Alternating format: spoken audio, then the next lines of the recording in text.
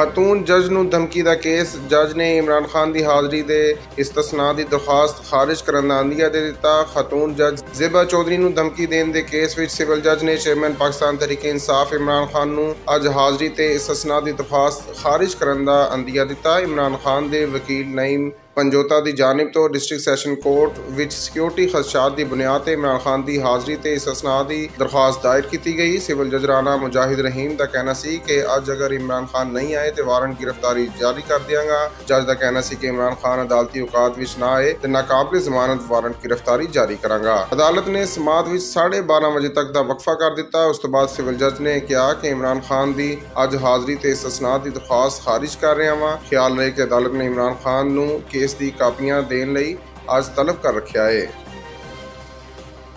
Toshakhana high court के हुक्म के बावजूद इमरान खान पेश ना होए। हाज़री ते इस्तसना की दरखास्त ते फैसला महफूज कर लिया गया। पाकिस्तान तहरीक इंसाफ PTI के chairman Imran Khan Islamabad high court के हुक्म के बावजूद अज तोशाखाना केस विच डिस्ट्रिक्ट एंड सैशन कोर्ट दे विच पेश ना होए। हाज़री ते इस्तसना की दरखास्त ते फैसला महफूज किया गया जो बाद दे विच सुना दिता गया।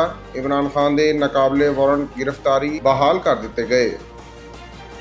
कराची पुलिस ऑफिस ते हमले का मास्टरमाइंड साथी समेत हलाक हो गया। कराची पुलिस ऑफिस ते हमले का मास्टरमाइंड CTD दे नाल मुकाबले विच हलाक होया। महकमा इंसदादे दहशतगर्दी CTD की जानिब तो मंगू पीर के करीब खुफिया इतला ते कार्रवाई की गई जिसते कराची पुलिस ऑफिस हमले का मास्टरमाइंड अरियादुल्ला हलाक हो गया। CTD हुकाम का कहना सी कि फायरिंग के तबादले विच KPO हमले का मास्टरमाइंड अरियादुल्ला समेत 2 दहशतगर्द हलाक होए जबकि 2 नूं गिरफ्तार कर लिया गया। CTD के मुताबिक दहशतगर्द अरियादुल्ला का लदन तहरीक तालिबान कराची का कमांडर सी जबकि हलाक दूसरे दहशतगर्द की शनाख्त अब्दुल वहीद के नाम तो हुई। वाज़ह रहे कि गुज़िश्ता माह कराची के शारा फैसल ते वाक़या कराची पुलिस ऑफिस ते दहशतगर्दां दे हमले विच 2 पुलिस एहलकार ते रेंजर्स एहलकारां समेत 4 अफराद शहीद होए सी।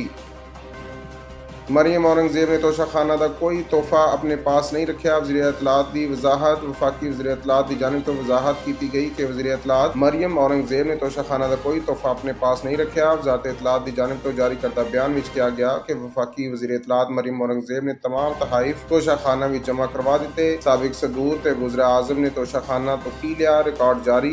बयान में किया गया कि मरियम औरंगजेब ने एक घड़ी जिसकी मालियत 27,25,000 रुपये सी 19 मई 2022 में तोशाखाना में जमा करवाई। ख्याल रहे कि वफाकी हुकूमत ने तोशाखाना का रिकॉर्ड 2002 तो 2023 का रिकॉर्ड पब्लिक कर दिता। वफाकी हुकूमत ने काबीना डिवीजन की वैबसाइट से तोशाखाना का रिकॉर्ड अपलोड किया।